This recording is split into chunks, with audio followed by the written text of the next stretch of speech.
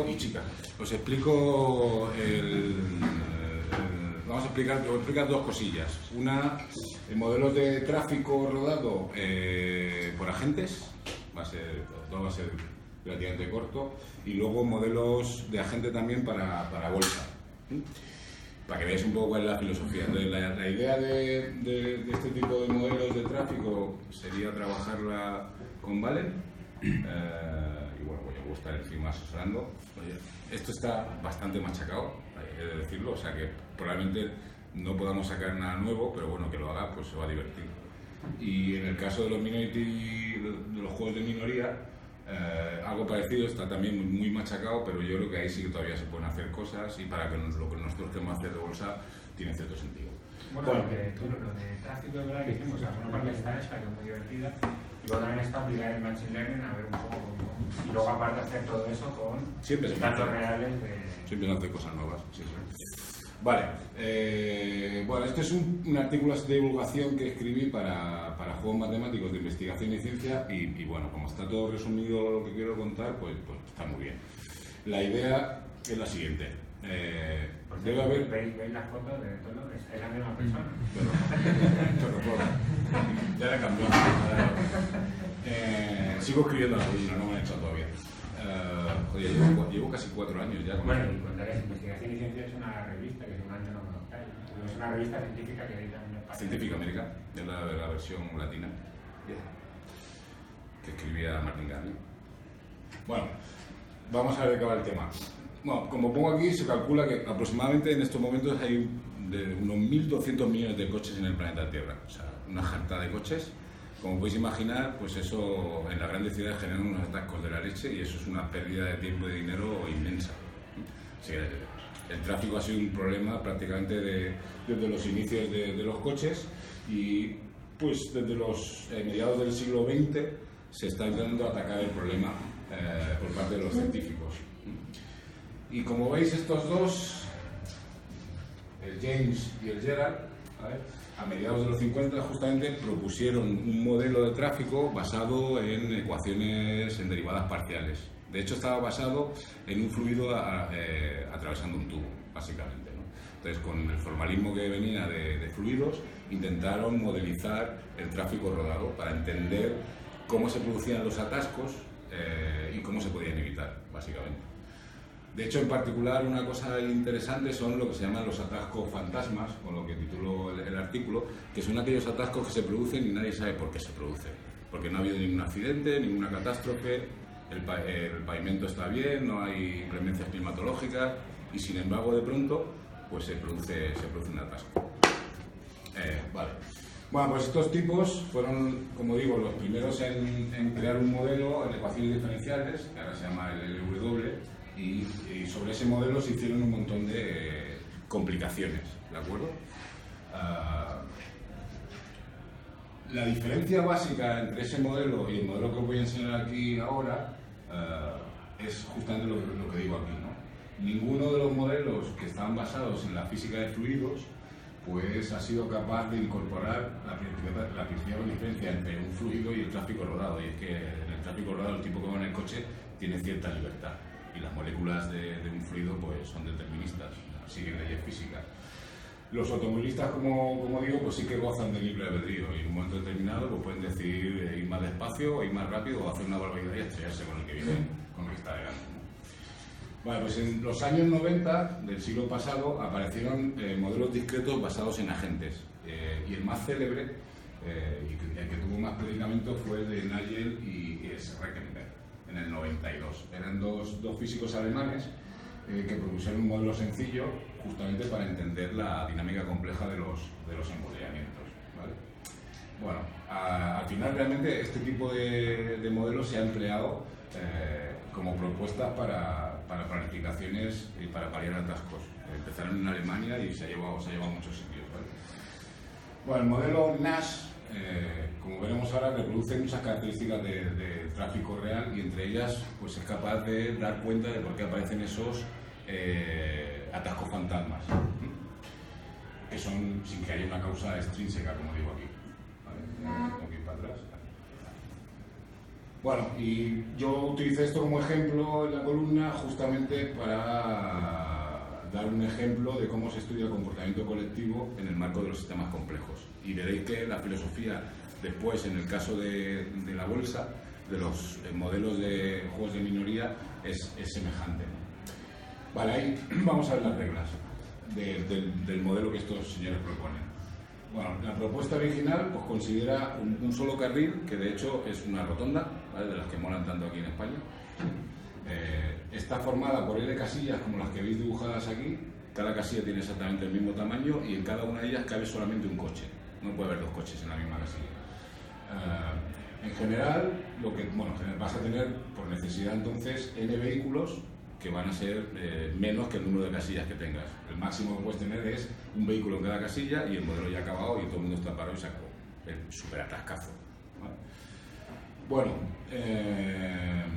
lo que se hace es una tira lineal. Tienes un total, como digo, de L casillas y lo que se hace es conectar la casilla L con la casilla 1, de modo que así consigues un círculo, ¿no?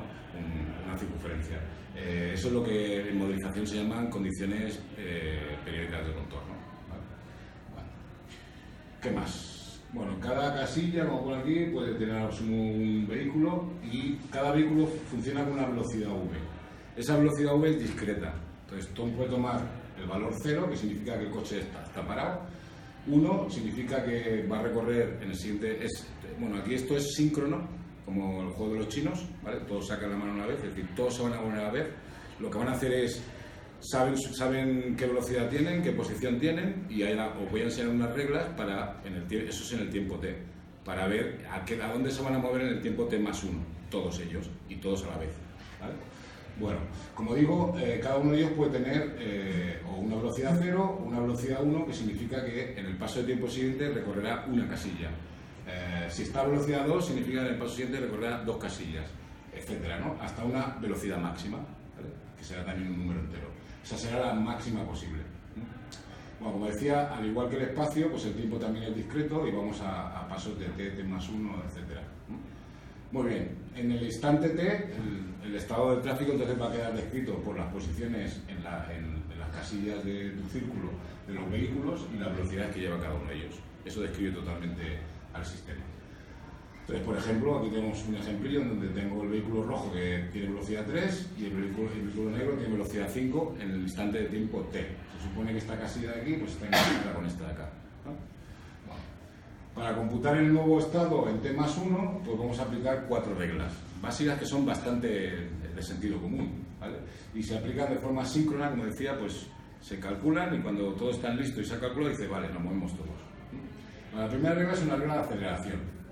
Pues aquí todo el mundo se supone que lo que quiere hacer es ir lo más rápido posible, alcanzar la velocidad máxima, si se lo permiten los coches que tienen delante, ¿vale? Entonces, si un vehículo no ha alcanzado esa velocidad máxima, pues va a aumentar su velocidad en una unidad para el paso de tiempo siguiente, ¿vale? Entonces, la velocidad que tiene en t, yo aquí pongo el más 1/3, significa que en realidad esto es un paso intermedio, ¿vale? Simplemente de cara a explicar cómo funciona el modelo, ¿vale? Pues me calculo entonces, primero, que si estoy en VT en una determinada velocidad, en el paso de tiempo siguiente voy a sumarle 1 siempre y cuando no esté ya a máxima velocidad, ya no podría subir más, ¿no? Luego, bueno, voy a coger el caso mínimo de estos dos. Vale, o sea que siempre sumo 1, a no ser que ya esté con la máxima velocidad posible, ¿no? Vale.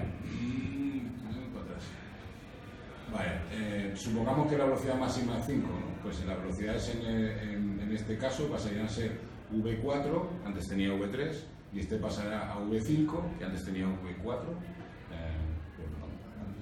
no V5. Fijaros que este ya no puede aumentar más y se queda con su máxima velocidad, ¿no? Vale, ahora viene lo que se llama el frenado determinista, que es, vamos a frenar porque si no, no la pegamos, y es... La regla 1 va a quedar supeditada, efectivamente, a evitar choques, por lo que todo vehículo, ¿vale?, como mucho va a recorrer la distancia t que lo separa del vehículo que tenía delante, ¿no? Eso te impide el choque. Entonces, en realidad, yo voy a tomar el mínimo de la velocidad que he calculado en el paso anterior, que puede ser ya la máxima porque la tenía o la que tenía más 1, y esa distancia d. De modo que si yo me paso en velocidad y me voy a estrellar, pues lo que hago es tomar la d, ¿vale? Para no estrellarme, el mínimo de esas dos. Vale, el coche rojo de nuestro ejemplo se encuentra a una distancia de 1, 2, 3 del coche negro, ¿vale?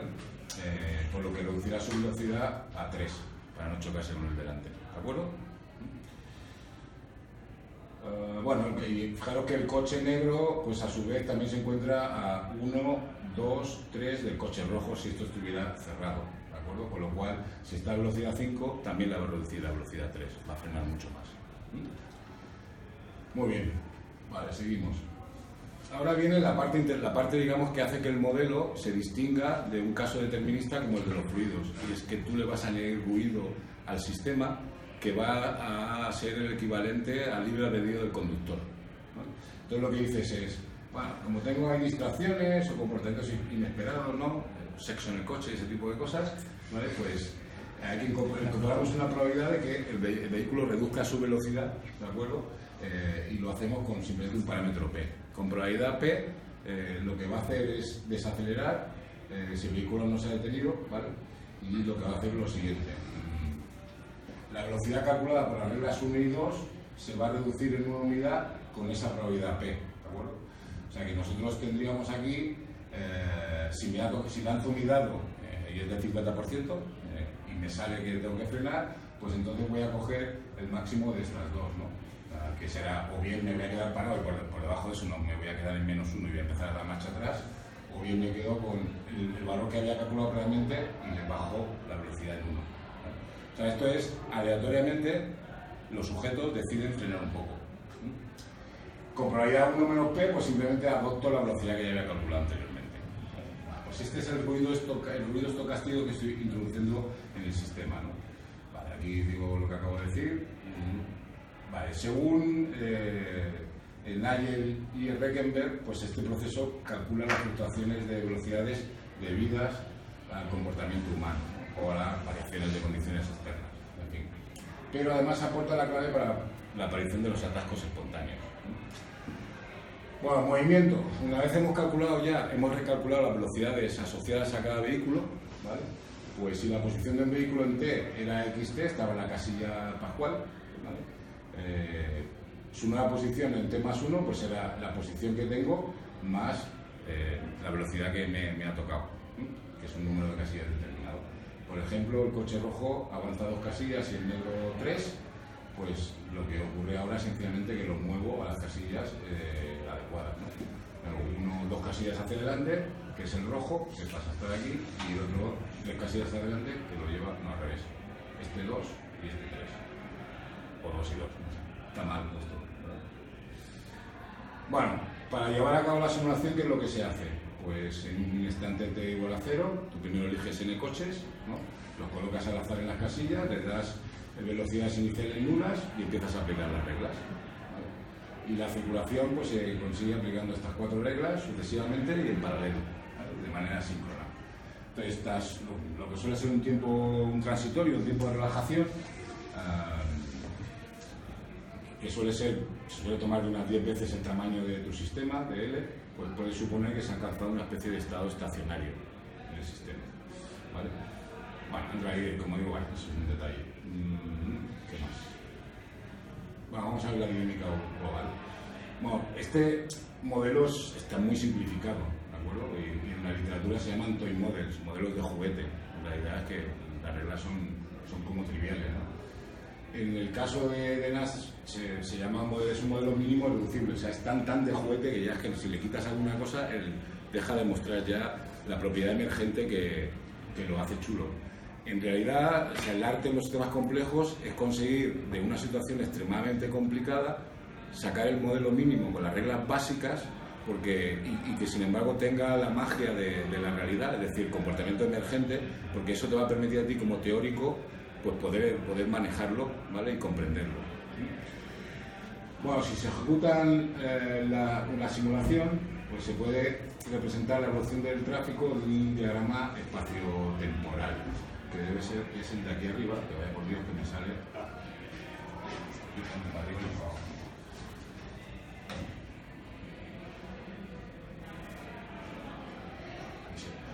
Bueno, este tipo de diagramas se emplea mucho en tráfico y en autómatas y en sistemas dinámicos discretos, Aquí cada punto es un coche, ¿de acuerdo? Esto de aquí es el espacio, con lo cual esta parte de aquí sería la casilla 1 y esta de aquí sería la casilla L. Entonces, en realidad, un coche que salga por aquí vuelve a entrar por allá, ¿vale? Si dejas esto sigue todo por aquí, volvería a aparecer por aquí. Por aquí, cuando digo que aparece el tiempo, va hacia abajo. Entonces, si os fijáis en un solo punto, la trayectoria hacia abajo, en el tiempo, está diciendo cómo se mueve este coche en el espacio, ¿vale? Entonces, la trayectoria del vehículo es esta, ¿sí? Para cada punto que hay aquí está trazando una trayectoria y los estoy viendo todos a la vez. Aquí hay una cosa extraña, ¿no? Y son estas acumulaciones que veis aquí. Esas acumulaciones, bueno, lo que estamos viendo es que los coches circulan de izquierda a derecha, ¿de acuerdo? Si viéramos la simulación, lo que observaríamos es que estas acumulaciones de aquí, que no son más que los atascos, porque si aquí tengo una cosa muy buena que se me están juntando muchos coches, ¿no? En realidad estos atascos viajan en sentido contrario, ¿vale? Que es algo que ya se sabía, visionado por helicóptero o las primeras simulaciones que se hicieron con fluidos sobre los atascos también daban estas ondas que recorren en la circulación en sentido contrario al movimiento de los vehículos. Tiene todo el sentido del mundo, ¿no? Porque aquí lo que ocurre es que cuando tienes un atasco, pues bueno, los coches vienen con una cierta velocidad, tienen que frenarse, los que están en este extremo de aquí están saliendo del atasco y otros van introduciéndose, ¿vale? Depende de la densidad, pues puede ocurrir que salgan menos coches de los que están entrando, con lo cual esta cosa queda más grande. Pero tú lo que ves es que esta onda va viajando hacia atrás, ¿vale? ¿Qué significa que viaja hacia atrás? Literalmente, que viaja hacia atrás. Si lo piensas, imagínate un atasco, ¿vale? Que es, de pronto alguien unos cuantos coches de autopista frenan. Claro, todos los que van llegando se van acumulando. Si se acumulan más rápido de lo que salen, tú lo que ves es una acumulación que va marchando hacia atrás. Vale. ¿Qué más? Bueno, el modelo entonces recrea la formación espontánea de esto que decía, y es conocido por los expertos, que son las ondas de tráfico que se propagan a contracorriente.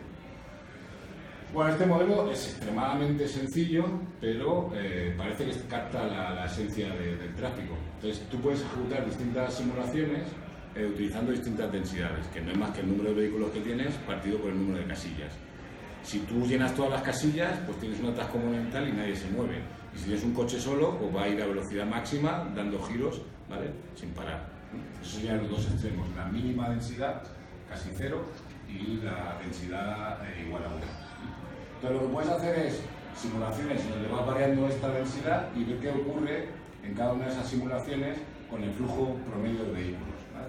El flujo promedio lo definimos básicamente como el número medio de coches que pasan por una casilla en la unidad de tiempo. Es una medida de flujo. Vale, y de hecho la representación del flujo en función de la densidad se conoce en tráfico como el diagrama fundamental.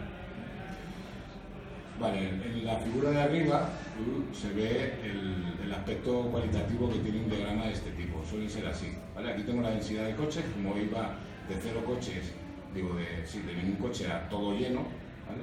Y aquí tenemos el flujo, que como digo es el número de coches promedio por casilla y unidad de tiempo, ¿no? Estoy viendo cuántos vehículos me pasan. Bueno, es fácil de entender más o menos el diagrama, porque cuando tu densidad es baja, pues no hay atascos de ningún tipo prácticamente, ¿no? Los coches se distribuyen por la carretera y tienes un régimen en donde el flujo te va a crecer linealmente con la densidad. El flujo crece porque si metes más densidad tienes más vehículos, eso permite que pasen más por unidad de tiempo. Hasta que llega un momento en que la tubería ya no aguanta más y empiezan a producirse los atascos. Entonces aquí tienes el máximo flujo posible que admite tu sistema. A partir de aquí entras ya en un régimen turbulento y en realidad tu flujo va a ir disminuyendo a medida que aumentes la densidad hasta que el sistema se para y queda totalmente congelado, ¿vale? Muy bien, ¿qué más? Bueno, en realidad detrás de esto, y es la parte que a nosotros como físicos nos divierte, hay una transición de fase. Hay un paso de un tráfico laminar, como os decía, cuando la densidad es baja, ¿vale? A otro en donde empiezan a aparecer los atascos y empieza a haber turbulencia, ¿no? el régimen laminar se pierde. ¿Vale? Bueno, ¿qué más? Fase laminar. De hecho, puedes encontrar los números, ¿vale? en donde se mantiene el punto crítico, digamos, el valor que tienes aquí para pasar de un tipo de flujo laminar al turbulento. Y viene dada por siempre una ecuación. Y es sencillo, bueno, sí, era sencillo de deducir. 1 partido por la velocidad máxima más 1. ¿Vale? A partir de ahí, como digo, la velocidad máxima va disminuyendo hasta, el flujo va disminuyendo hasta 1, hasta 0, perdón. Bueno, esto es lo que quería explicar ahora. Si tú representas la velocidad media de los vehículos en función de la densidad, obtienes diagramas como estos que ves aquí. ¿Vale? La velocidad media de los vehículos sin tener frenado aleatorio o teniendo frenado aleatorio. Esto te marca los dos regímenes. En este punto de aquí, ¿vale? Y bueno, fijaros que aquí la velocidad, o sea, en el caso de P igual a 0, se alcanza la velocidad máxima siempre y cuando no tengas demasiados coches. Pero llega un momento cuando empiezas a tener mucho coche, hay que frenar de manera determinista y cada vez menos, consigues menos velocidad hasta llegar a velocidad 0 cuando está todo lleno de coches. ¿Vale? Entonces, de nuevo aquí se me está marcando una diferencia entre lo que sería una fase regular laminar y aquí una fase donde ya tengo atascos turbulenta. Cualitativamente, si yo introduzco aleatoriedad, como aquí un 30%, ¿no? Pues el diagrama prácticamente es el mismo, me sigue marcando dos fases, una fase laminar y otra turbulenta, pero el punto de transición se me corre a la izquierda, ¿de acuerdo? La velocidad baja algo, obviamente, pero el diagrama cualitativamente es exactamente el mismo. Bueno, lo curioso de esto es que dices, bueno, pues está muy bien, o sea, ya sabemos cuál es el punto en donde tú puedes alcanzar el máximo flujo y coincide justamente con este punto de transición. Esto es una transición, y no lo he explicado, bueno, lo comenté algo el otro día, ¿no? Básicamente los expertos hablan de dos tipos de transiciones. Transiciones de primer orden y de segundo orden. Las de primer orden serían las asociadas con transiciones como el agua pasando de líquido a gas. ¿Vale? Ahí lo que está ocurriendo es que, o sea, si tú miras localmente el sistema, tú estás viendo que las moléculas de los elementos que están formando tu sistema están cambiando individualmente. Sin embargo, hay otro tipo de transiciones, las de segundo orden, donde si tú miras los elementos que forman tu sistema, como en este caso los agentes que están conduciendo un coche, tú no ves diferencia cuando estás en una fase o estás en otra. ¿Vale? Lo que se diferencia es el comportamiento global del sistema, las transiciones de segunda fase. Y normalmente lo que tienes es una fase en donde tienes orden, en cierto sentido, aquí sería flujo laminar, y otra fase donde tienes desorden, que en este caso para nosotros serían la existencia de atascos. Bueno, pues este tipo de diagramas aparecen en multitud de casos en sistemas complejos y en mecánica estadística, en física. Lo curioso es que tú en este caso consigues un máximo flujo en el punto de transición, en este punto de aquí, que como veis se va corriendo en función del nivel que yo ponga de aleatoriedad. Entonces dices, vale, pues lo que me interesa es tener carreteras en donde la densidad esté alrededor de eso para conseguir la máxima eficiencia de la carretera, ¿no? El máximo flujo de vehículos. El problema, y es una de las cosas que puedes aprender con este modelo, es que si bien consigues el máximo flujo en el punto de transición, también consigues otra cosa, que es la desesperación. Es decir, yo quiero ir del punto A al punto B. Te puedes preguntar, vale, ¿cuánto voy a tardar en dar la vuelta al circuito, por ejemplo? Pues justamente en el punto de transición en donde tienes más incertidumbre, porque la varianza se hace máxima también en ese punto. Entonces, ganas, por una parte, que el flujo sea máximo, pero lo que pierdes es la capacidad de predecir cuánto tiempo vas a tardar, porque o bien puedes tardar poco, o bien puedes tardar mogollón, y es impredecible, ¿vale? De modo que a nivel global el sistema es eficiente, pero a nivel individual es una lotería y una putada. Bueno, pues hago algo curioso, con un modelo absolutamente sencillote de este tipo. ¿Qué sería el trabajo aquí? Pues yo imagino que primero simular esto, hacerte un poco con la literatura que hay sobre el tema y luego pues echar la imaginación para pues modificarlo, ¿no? Sí, esto es tráfico, lo puedes hacer con tráfico aéreo. ¿Y hay sistemas de transición de segunda fase en la naturaleza? Sí, claro, el imán del que te hablaba lo hace. O sea, lo hace. Dice, hay un montón de transiciones de segunda fase, de orden de desorden. O sea, calientas un imán, deja de ser magnético. Le bajas la temperatura, se hace magnético. Magnetizar, que sea magnético es que está ordenado, los espines están ordenados. Cuando tú metes temperatura, lo que estás metiendo es esta P que metemos aquí, ¿vale? Que es azar. Si calienta mucho, la P está subiendo, entonces los espines se colocan al azar.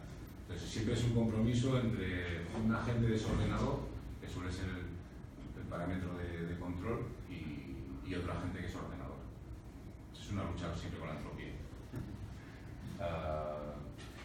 Esto mismo lo puedes simular con una red de aeropuertos, por ejemplo, pero eso ya se trabajó también. O lo puedes interpretar como, o sea, nosotros cuando vimos este modelo nos pusimos a trabajar en paquetes enrutados en Internet. Entonces, hay unos protocolos de enrutamiento de paquetes y lo que vimos es que, curiosamente, se podía hacer, los algoritmos de enrutamiento se hacían más eficientes si les introducía ruido. Algo que era un anatema, en su momento ya está incorporado. O sea, os hablo de hace 20 años. Entonces, los protocolos son un ingeniero informático hacía protocolos totalmente deterministas. Yo tengo que enrutar y tengo que tener una regla para decidir cuando me llega un paquete por qué camino de los muchos posibles que hay voy a utilizar para llevárselo al ordenador pascual. Vale, pues si hacía simulaciones con eso y tal, con ese tipo de algoritmo de enrutamiento, modificando la densidad, pues llegabas a un diagrama fundamental como que habéis visto aquí. Y la idea era, bueno, yo quiero conseguir el mínimo número de atascos en Internet y la cosa ya más rápida. Pues introduciendo ruido, todo iba mejor. Y ahora todos los algoritmos de enrutamiento de Internet tienen ruido. O sea, no enrutan de manera determinista. Bueno, pues, y eso surgió de modelos de juguete y fueron primero en tráfico rodado. Bueno, por ejemplo, aquí para el trabajo, en lo que os ha contado Bartolo, no hay, por ejemplo, semáforos, ¿no? Que sería una cosa que sería... O sea, hay una variable más que es la regulación. Entonces, la idea, por ejemplo, para el trabajo, el que lo haga, que creo que uno se ha postulado, pues básicamente es, por ejemplo, hacer un modelo igual de sencillo quizás, pero con una cuadrícula y poniendo semáforos y con tráfico real de manejo, por ejemplo, y entonces ver cómo se puede optimizar. Entonces ahí podremos saber si hay oportunidad o si hay oportunidad de mejora. Y entonces, bueno, si hay una oportunidad de mejora, pues ya estudiaríamos y iríamos más hacia... De hecho, en esta biografía está bien incluso. Para empezar. ¿De cuándo es el artículo este reciente más o menos? No me acuerdo. O sea, ¿Julio de qué año? ¿De cuando la foto es? 2015. Ah, bueno, entonces está muy bien. Bueno, pero este es el artículo de divulgación. O sea, fíjate que el modelo inicial es este de aquí, es del 92. O sea, que ya tiene tela. Pero bueno, en 2013 todavía está... Esto es un libraco, ¿de acuerdo? De 2013, o sea que esto está basado en modelos de este tipo de agentes. Hay más cosas, pero... O sea que es un tema todavía actual. Sí, se van a hacer, seguro. Bueno, y Bartolo también lo interpreta desde un punto de vista físico. Es decir, para Bartolo se pueden hacer cosas y se pueden inventar cosas.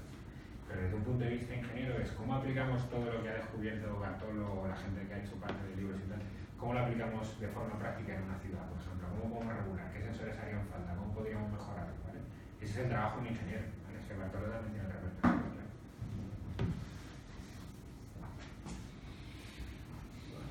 He visto por ahí una foto que te vas a meter en el lío. Lo que voy a comentar ahora es un modelo parecido, que es un modelo de agentes, ¿de acuerdo? Que fue el comienzo de lo que hoy se conoce como econofísica. Se hace como unos... Bueno, esto es del 94. ¿Cuántos años son eso? 18, no, 22. No, me equivoco, 18, 24, 25 años. ¿Vale? Hace 25 años se empezó a abordar la economía por parte de los físicos, y el primero fue, bueno, siempre, bueno, en realidad la física, es decir, los inicios del tema de la bolsa ya están los físicos haciendo movimiento browniano, ¿no? Pero la idea de simular el mercado, básicamente, fue de este señor, William Bryan Arthur, que fue uno de los creadores del Santa Fe, del Instituto de Santa Fe. que es la meca un poco de los sistemas complejos. O sea, fue uno de los papás, aún viniendo de la economía, porque él era economista, uno de los papás del movimiento de los sistemas complejos en física. Entonces, muchos físicos empezaron a interesarse por el tema de la bolsa y la economía a raíz de este paper seminal de Brian Arthur. Y en ese paper hablaba de una cosa que es el Farol. El Farol es un bar que todavía está en Santa Fe, en el que pilló unas cuantas borracheras, por cierto, en donde los jueves por la noche hacían conciertos de música, y el bar es pequeñito, ¿vale? Entonces, bueno, el tipo propuso la siguiente historieta, pero antes de eso, ¿por qué la propuso? Una de las cosas que te dicen sobre el mercado es que el mercado es eficiente. ¿Eso qué significa? Significa que se supone que todos los agentes que operan en el mercado son máquinas perfectas de razonar, conocen todas las posibles estrategias y escogen la mejor posible, y por lo tanto todos escogen la misma porque solo habrá una que será la mejor posible. Es decir, que ellos tienen toda la información a tiempo real y además el cerebro suficiente como para actuar en consecuencia lógica de eso. Pero en realidad el mundo no es así, todo el mundo sabe que no es así, pero los neoliberales insisten en que todo se basa en eso, porque en realidad es un modelo que está detrás de Adam Smith, ¿no? de intentar creerte la historieta de la mano invisible de Adam Smith, y que el mercado, cuando dicen el mercado ya descontado, el mercado como si el mercado tuviera vida propia, ¿no? Y siempre estuviera ajustándose de la manera más eficiente posible para que todo el mundo estuviera contento. Eso en el caso de la compraventa, pues se llega a una especie de equilibrio en el precio, ¿no? Dependiendo de si tengo más gente que quiere comprar o más gente que quiere vender. El precio sube o baja y se supone que eso al final acaba en un sistema dinámico que en espiral va a un punto fijo, que es un punto estable, y es el equilibrio del mercado, que se consigue gracias a que hay una eficiencia total por parte del mercado. Brian Arthur, como una caterva de economistas en su momento y todavía, pues estaban muy chinados con el tema de que los agentes fueran racionales y el mercado fuera eficiente, porque todo el mundo decía, pues esto no es verdad, pero nadie salía de esa pauta a la hora de hacer modelos.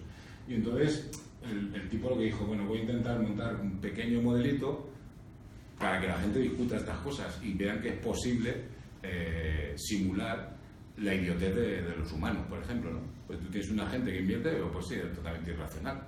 O entra, bueno, ya sabemos que hay pánico, ¿no? Y de hecho, hoy en día ya se modeliza el pánico en la bolsa como se modeliza el pánico de las cebras cuando ataca el león. O sea, los agentes que salen son parecidos, es acojonante. Pero bueno, antes de esto no lo había hecho nadie en bolsa ni en mercados, pero Brian Arthur conocía bien modelos que venían de la sociología donde sí que se habían hecho cosas parecidas. Vale, entonces, ¿qué pretende el tipo? Keynes, que es uno de los papás así gigantes de la economía, pues hablaba de la actuación de los agentes en el mercado como participantes en un concurso de belleza, ¿no? En donde tienen que adivinar quién va a ganar, quién va a ser la mujer elegida como la más bella.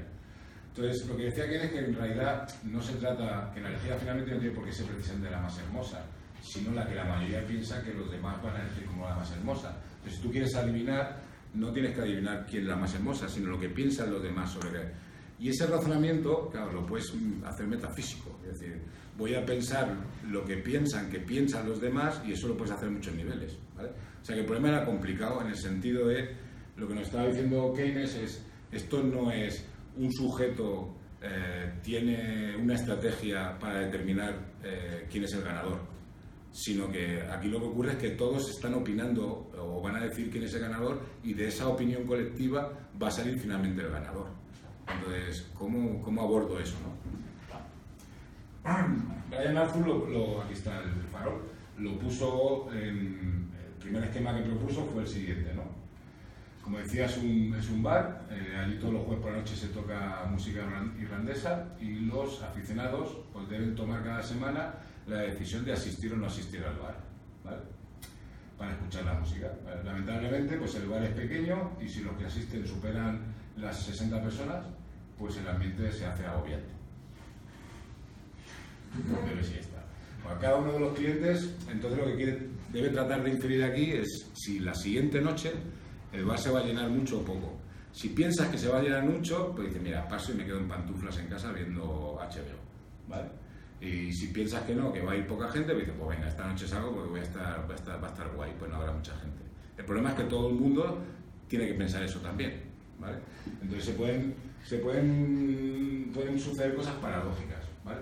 ¿Qué estrategia deberían seguir los clientes? Bueno, el problema tal y como lo planteó Brian Arthur es el siguiente, el artículo, tenemos N personas que deciden independientemente cada semana si ir o no a un bar que ofrece animación una determinada noche. Para concretar, pongamos que N es igual a 100. El espacio es limitado y la noche es agradable si no hay demasiada gente, específicamente si hay menos del 60% de los 100 posibles, si hay menos de 60 personas.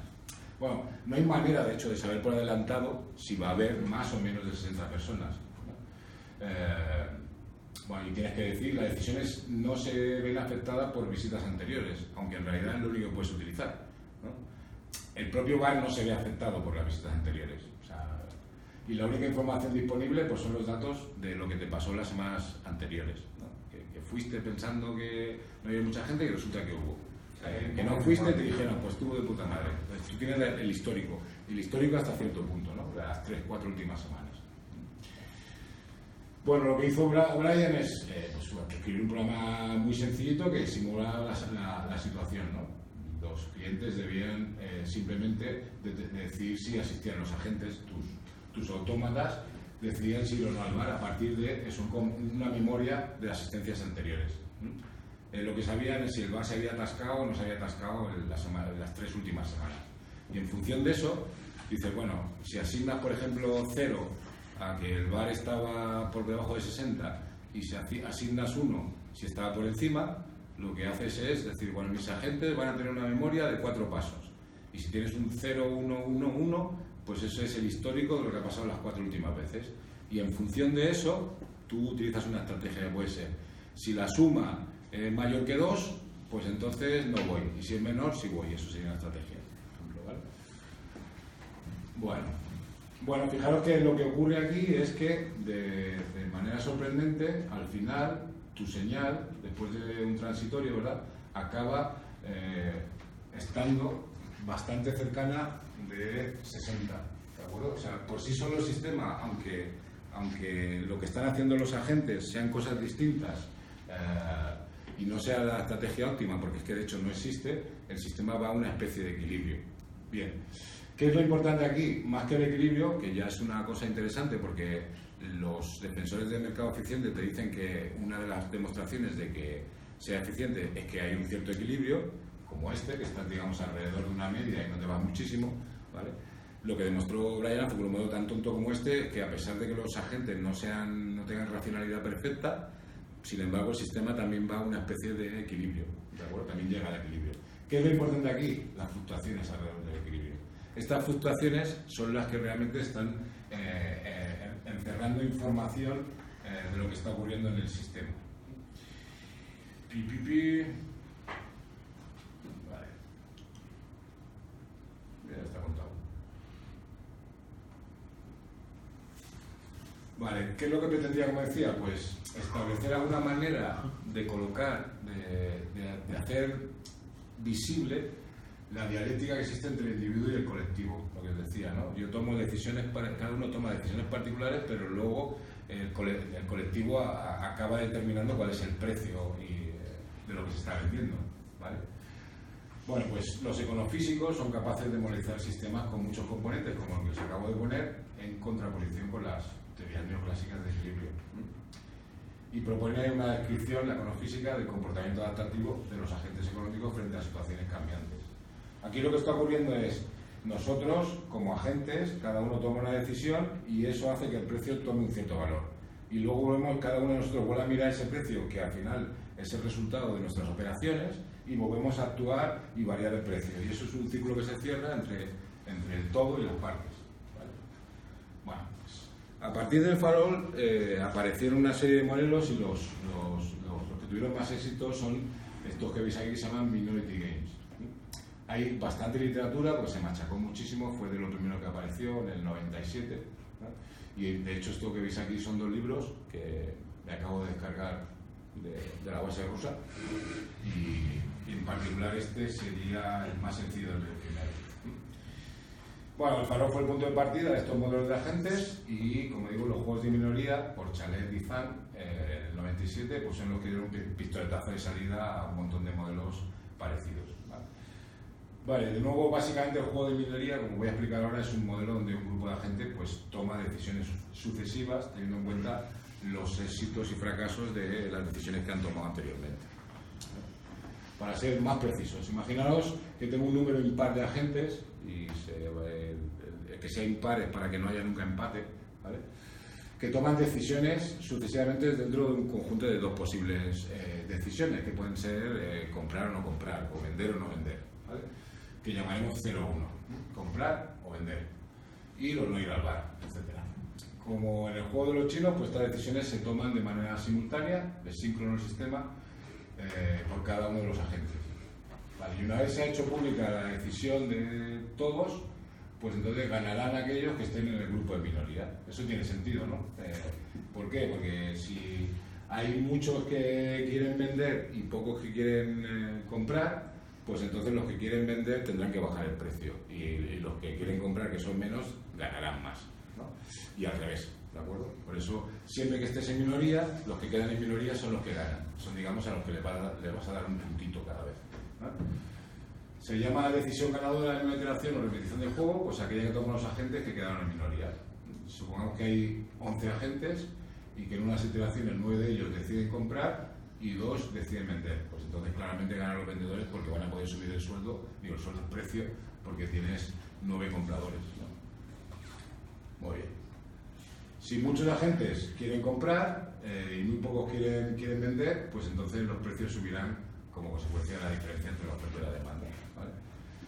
Favoreciendo a los que están en minoría y viceversa. Vale, ¿de qué información pública disponen los agentes en estos juegos? O en este juego. Bueno, disponen de la lista de las decisiones ganadoras en los instantes de tiempos anteriores. Como en realidad solo son posibles 2 acciones, entonces el histórico del sistema es una simple cadena de ceros y unos, tan largas como las iteraciones que tú hayas hecho del sistema.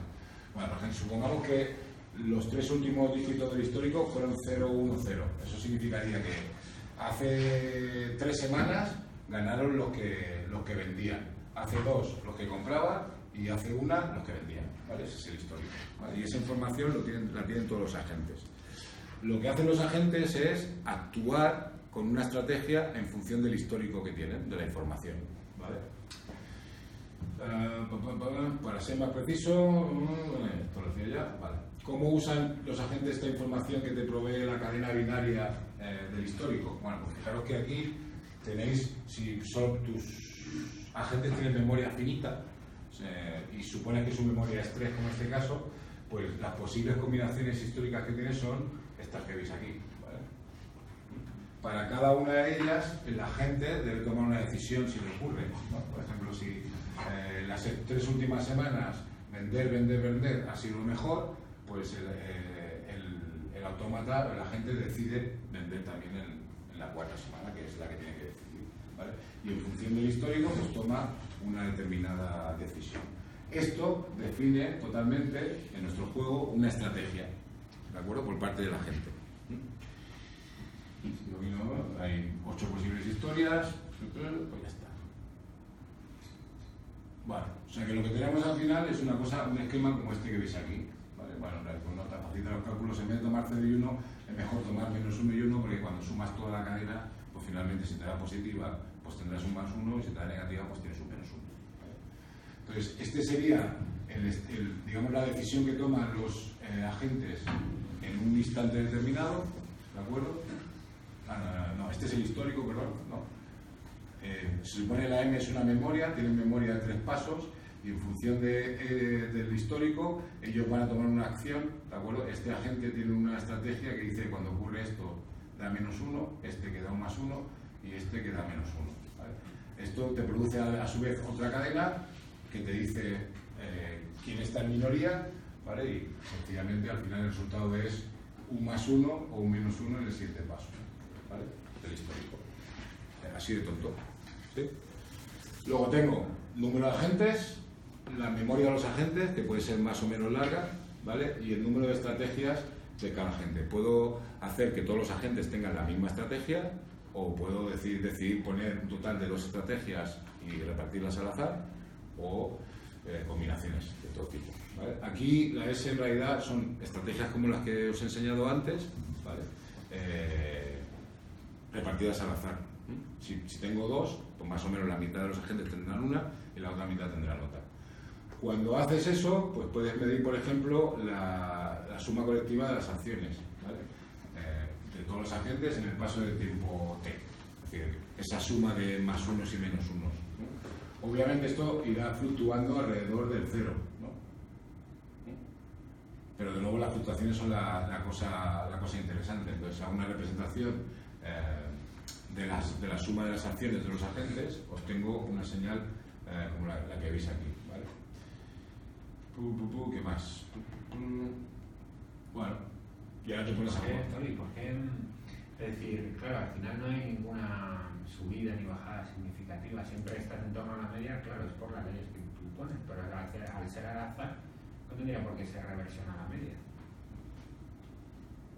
Porque siempre te acaba como una especie de reversión a la media, tanto en el farol como aquí.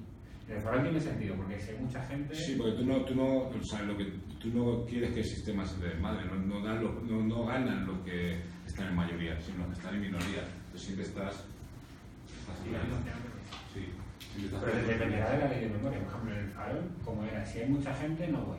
Pues eso, naturalmente, tiende a... Tú tienes que decir lo que va a haber, o sea, en función de lo que ha habido. O sea, en realidad, ni siquiera sabes si hay una correlación entre... O sea, aquí en realidad no hay ningún efecto externo, que es algo que, por ejemplo, se puede añadir, ¿no? Obviamente, el efecto de ruido que viene de fuera.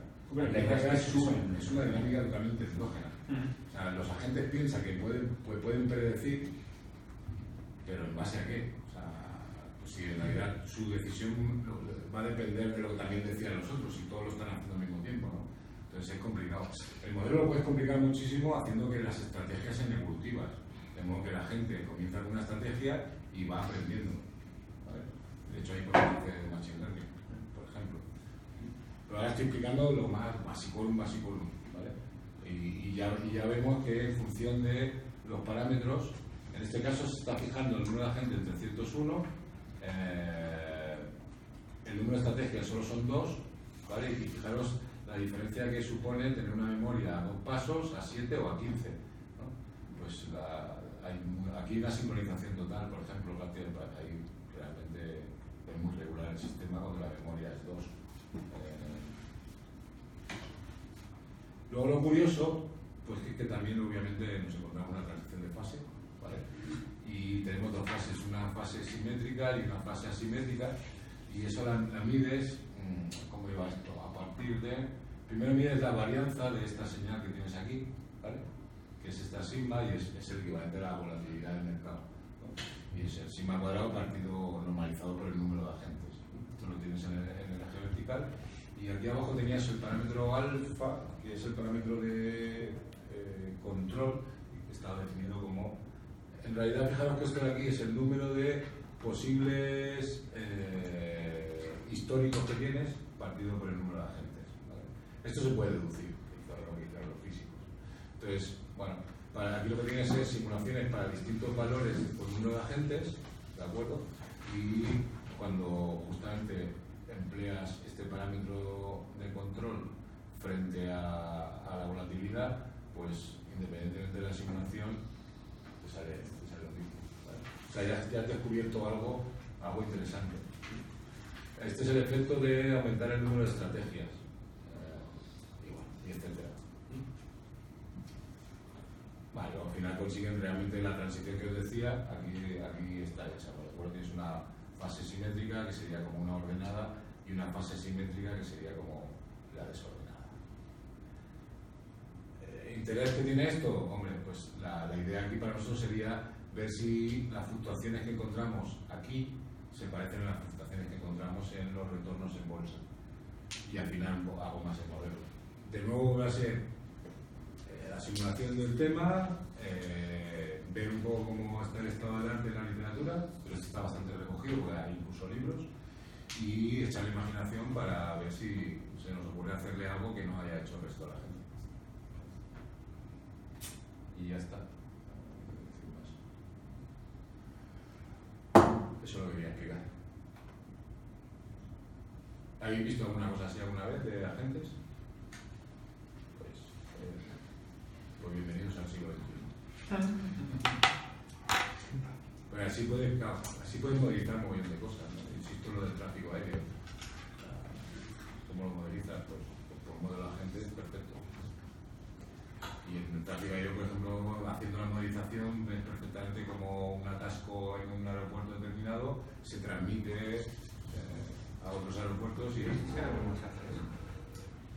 Bueno, no sé. O sea, de forma práctica, digo, no en la academia, sino en el software que hay ahora mismo. Hay lanzado un programa ahora a nivel europeo, no sé si os metisteis o lo intentasteis meter. Me intentaron convencer, pero da dinero. No me interesa. No, de acá tengo varios amigos controladores y de hecho uno de ellos es como el físico, dijo, hostia, mete la mano aquí y tal, porque esta gente... Hay un programa multimillonario europeo de investigación que se llama Skype para un poco eso, regular el tráfico, intentar mejorar la eficiencia. Sí, supongo que se siguen haciendo cosas todavía. Sí, vamos, puedo preguntar por ahí. ¿No tenéis ninguna pregunta? No habéis hablado nada, ¿eh? Soy más soso, parece que primero. Yo creo una cosa, es que claro, el problema de aplicar esto en un mercado, es lo último que has dicho, es que, claro, tú puedes tener la regresión a la media, pero el mercado puede tener una tendencia. Entonces, claro, tendrías que tener en cuenta la tendencia, o sea, la regresión a la tendencia. Sí, pero fíjate que en realidad esto se comporta como lo que nosotros llamamos los retornos, ¿vale? Que de hecho, cuando tú tienes el precio en el mercado, ¿no? Obviamente si la economía va bien, todo eso va subiendo y tal, entonces con una serie como esa no puedes trabajar bien porque efectivamente no es estacionaria. Y cuando empiezas a calcular cosas como la media o otros momentos, pues depende de qué trozo de la serie cojas, más o menos, la media es totalmente distinta. De hecho, la media te va a ir creciendo con el tiempo. Pero entonces para evitar esa falta de estacionalidad, lo que haces es justamente hacer la estacionaria como, si no me quedo con el precio, me quedo con las diferencias de precios sucesivas. De ese modo, pues a veces el precio sube, a veces el precio baja, con lo cual a veces tengo valores positivos y a veces tengo valores negativos y estoy alrededor del cero. ¿Vale? Y eso es en la serie de retorno. De hecho, ahí lo que habría que ver, a nivel de los índices, tú a lo mejor puedes componer esos como si fueran retornos y te va a salir un precio que te va a salir para arriba y vas a tener la impresión de que hay tendencia. Sí, aquí para sacar el precio, pues tú cogerías esta señal y empezarías a acumularla. Y eso pues te daría probablemente una tendencia a la subida. ¿Vale? Estos serían los retornos, más que el precio. Sí, normalmente los retornos tienen media cero y en cambio tú ves que los activos tienen tendencia. O sea, los retornos son la diferencia de precios. Sí, pues sí, igual. Sí, claro. Es el logaritmo del cociente, pero al final es la diferencia de logaritmos, por lo cual es la diferencia de precios. Bueno. O sea, tampoco sabemos si de aquí va a salir algo que sea interesante o no. O sea, a mí, desde el punto de vista teórico, me parece muy interesante, es un puente muy bonito, ¿no? Entonces, ya como trabajo me parece cojonudo. ¿Que vaya a salir algo? Hombre, lo han machacado mucho los físicos, dudo que nos salga algo, pero bueno. Pero también es verdad que ahora disponemos de herramientas que cuando se hizo esto pues no existían. Lo de visibilidad y tal pues se puede aplicar aquí igual. Nos permite cazar algo que no han cazado los físicos todavía. O como decía, tú una vez te has hecho con el modelo, lo has implementado, después introducir un montón de cosas y complicar lo que te dé la gana. Porque esto desde el 90 y tantos no le han aplicado ningún modelo para hacerlo más complejo. O sea, esto... Quiero decir, ¿se conoce algún caso de...? Habrá unos 3.000 papers aproximadamente de trabajos sobre el tema. O sea, es una selva. Pero bueno, también es verdad que el hecho de tener un libro va súper bien, porque ya está condensado lo interesante de lo que se ha hecho. Entonces yo lo que pongo en día es primero una lectura de uno de aquellos dos libros, de hecho la mitad de uno de los libros, que es suficiente, la implementación del modelo y luego empezar a mirar qué es lo que se ha hecho últimamente para ver en qué punto se encuentra, a ver si no puedo meter mano. Pero bueno, si no puedo meter mano, como al final lo que interesa es tener un TFG, el TFG lo vas a tener. Simplemente haberte hecho con la literatura, entender el modelo, programarlo e intentar probar alguna cosilla, me parece más que suficiente como trabajo de fin de año. Pero bueno, a ver si no final es imaginación, es decir, tampoco, una vez que ya tienes las herramientas es como las utilizas para poder tú aplicarlo de una forma más inteligente. Y bueno, como habéis visto, pues esto es en realidad lo que acabas aprendiendo es un modelo agente, que es una filosofía de hacer las cosas que por lo que bien habéis visto. Entonces, se ha explicado el tráfico rodado y luego en bolsa. Bueno, pues igual que eso se te pone a ocurrir mil cosas. Tienes una herramienta más para hacer las simulaciones de una manera diferente que no es a través de ecuaciones diferenciales. En donde tú dices, bueno, es que para modelos en los que yo tengo agentes individuales, muchos que pueden tomar decisiones particulares, ¿cómo podríamos modelizar eso con ecuaciones diferenciales? Pues es complicado. Modelo de agentes luego es todo lo que pasa en ecuaciones diferenciales, ¿vale? O sea, porque cuando intentas resolver el modelo, te acaban saliendo ecuaciones diferenciales para hacer una cosa que se llama campo medio, etc. Lo interesante además, y no lo he comentado, es una cosa que se llama universalidad. En las transiciones de fases, independientemente de que sea una de tráfico, una de bolsa o que sea un fluido magnético, resulta que cuando si tienes una transición de fase de un determinado tipo, o sea, hay clases distintas, independientemente de los detalles del sistema particular, en el punto de transición, las ecuaciones, digamos, que lo describen son las mismas para todos los modelos. Entonces, es el sueño teórico. Pues, independientemente de los detalles de que esté con un líquido, que esté con un coche, que esté con agentes de bolsa, las cosas que tú puedes medir ahí se comportan de una determinada manera dentro de lo que se llama una clase de universalidad. Y hay un conjunto de clases. Eso es teórico. Bueno. Más cosas.